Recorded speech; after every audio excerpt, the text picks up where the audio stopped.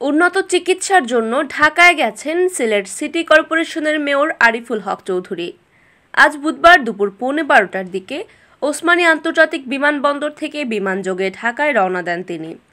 বিষয়টি নিশ্চিত করেছেন সিসিকের প্রধান স্বাস্থ্য কর্মকর্তা ডাক্তার জাহিদুল ইসলাম সুমন।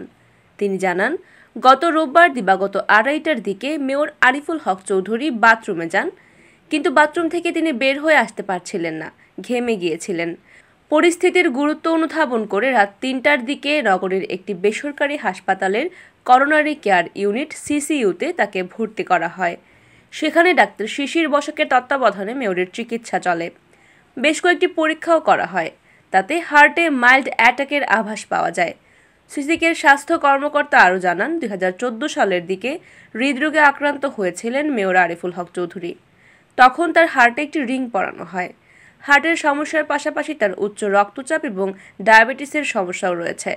এর আগে তিনি ঢাকায় চিকিৎসা করিয়েছিলেন, সেজন্য এবারও উন্নত চিকিৎসার জন্য ঢাকায় গেছেন। সেখানে ইউনাইটেড হাসপাতালে তিনি ভর্তি হবেন।